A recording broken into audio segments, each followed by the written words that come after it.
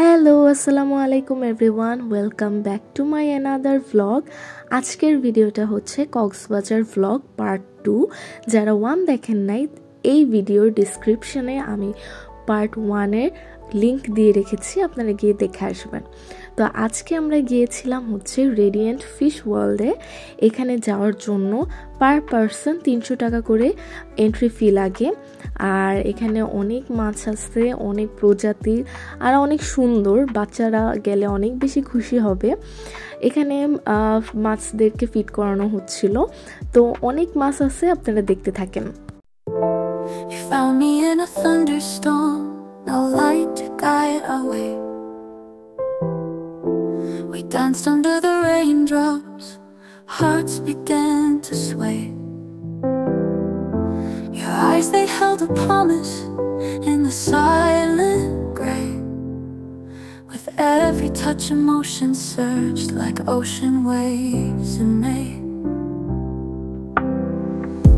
We wandered through a moonlit grove, stars, our only spies. Your laughter like a melody beneath the open skies. The world had faded into whispers, time was ours to steal. In the stillness of the moment, we knew this love was real.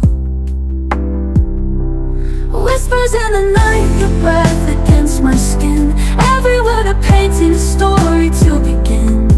Hearts ignited brightly under velvet skies. With you, my love, I'm lost in paradise. We trace the constellations, dreams within our. এই radiant fish ওয়ার্ল্ডের ভিতরেই সুবিনিয়র একটা shop তৈরি করা হয়েছে, এবং এখানে অনেক অর্নামেন্টস, তারপর অনেক প্রোডাক্ট সেল করা হচ্ছিল। তারপর আমরা চলে যাচ্ছিলাম দোতলায়, কারণ আমরা বের হয়ে যাব। আর এখানে আচারের দোকান, তারপরে হচ্ছে মেইনলি এই ফ্লোরটা বাচ্চাদের জন্য, বাচ্চাদের খেলার জন্য অনেক কিছু আছে এখানে।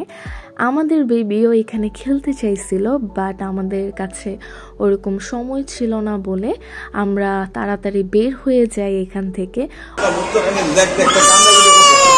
এই যে আমাদের বাবুটা খেলতে চাইছিল, আর খেলাই নাই।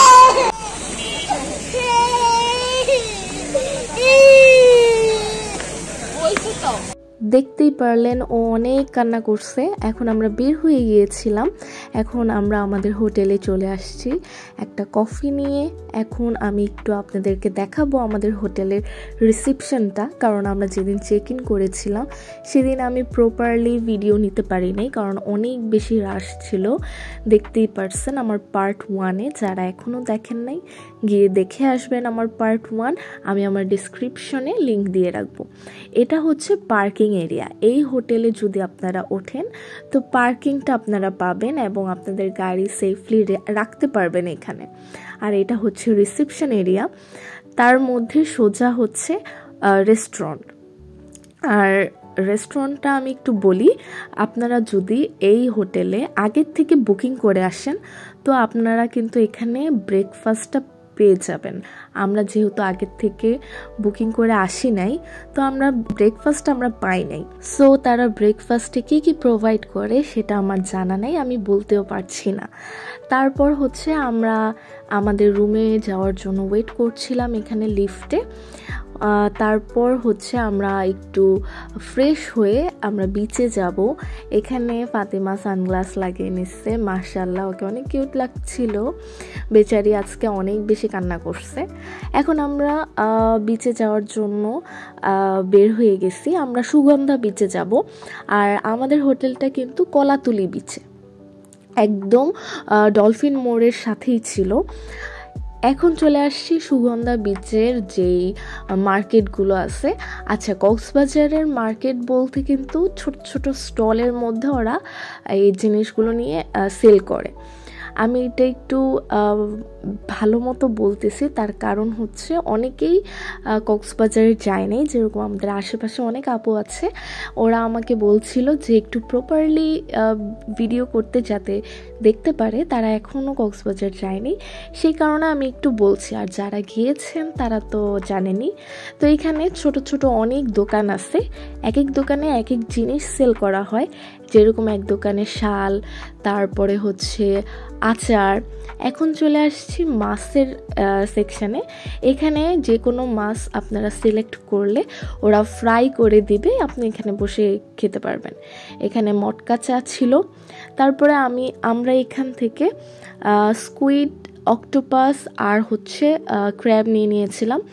আর আমাদের বিল ছিল হয়তো বা 700 কি 800 হইতে পারে, আমি ভুলে গেছি। তো আমাদের খাবার রেডি হয়ে গেছে, চলে আসছে এবং মজা ছিল অনেক, বাট আমার মামার কাছে একটু ভালো লাগে নাই, পরে ভালো লাগছে আর কি সস দিয়ে খেতে। এটা হচ্ছে সবচেয়ে বাজে একটা আইসক্রিম, যদি আপনারা চান ট্রাই করতে পারেন, আমার কাছে খুবই বাজে লাগছে। রাস্তার পাশে এই অর্নামেন্টসের দোকানগুলো, অনেক ভালো ভালো অর্নামেন্টস পাওয়া যায় খুব কম টাকায়, গিফটের জন্য বেস্ট। যেগুলো অন্য জায়গায়, যেরকম এর আগে যে আমি দোকানগুলো দেখাইছি, ওইখানে 100 টাকা যদি দিয়ে কোনো অর্নামেন্ট সেল করে, সেটা এই জায়গাতে অ্যারাউন্ড 40 থেকে 30 টাকার মধ্যে সেল করে দিবে। তারপর ডিনারের জন্য চলে আসছিলাম। আমরা নিয়েছিলাম কোরাল ভুনা, ভর্তা, ডাল। খাবারগুলো মোটামুটি ছিল আলহামদুলিল্লাহ। তারপর আমরা বিচে চলে আসছি এবং বিচ মানে শান্তি। এখানে পেয়ারার ভর্তা সেল করছিল, আর আমার ফোনের ক্যামেরা এত বেশি ভালো না, আমি ভিডিও ওরকমভাবে আমি নিতে পারিনি। এখানে আমাদের ফাতেমা বেবি অনেক বেশি হ্যাপি হয়েছে, আর ও হচ্ছে এখানে অনেক মজা করছিল। আর আমরা কিন্তু রাতে 1টা কি 1:30 পর্যন্ত বিচের মধ্যে ছিলাম এবং এখানে আমরা বসে কফি খাই, কফিটা অনেক মজার ছিল। তারপরেও আমাদের ফাতেমা আমাদেরকে জ্বালাচ্ছিল। কেমন লাগতেছে মামা? আমার কাছে আরাম লাগতেছে, একটু বাইরে রইছি তো টেনশন। তারপরে ফাতেমার দুষ্টামি আবার শুরু হয়ে যায়, ওর বাবাকে মারছিল। কক্সবাজার আসছি আর শুটকির দোকানে আসিনি, এটা তো হইতে পারে না। আর আমি যদি শুটকির দোকানে না যাই, এটা তো আরও হতে পারে না, কারণ আমার ফেভারিট হয়েছে শুটকি। আমি হচ্ছে একটা শুটকি লাভার। তারপরে হচ্ছে আমরা আমাদের হোটেলে চলে যাই, তখন অলমোস্ট রাত 2টা কি 1:30 এরকম বাজে। আর এই দোকানটা হচ্ছে 24 আওয়ার্স খোলা থাকে। এখানে দেখতেই পারছেন যে একটা গেস্টের গাড়ি এখানে পার্ক করা আছে। সো এই হোটেলে আসলে আপনারা গাড়ি পার্ক করতে পারবেন ইজিলি, কোনো টেনশন নাই। এই ক্লিপটা হচ্ছে মহেশখালী ব্লগের। এখানে মামা ভয় পাচ্ছিল, এরকম অনেক ফানি ফানি জিনিস করছে মামা স্পিড বোর্ডের উপর। সেটার জন্য আমার নেক্সট ব্লগের জন্য ওয়েট করতে হবে। আজকে আল্লাহ হাফেজ, আসসালামু আলাইকুম।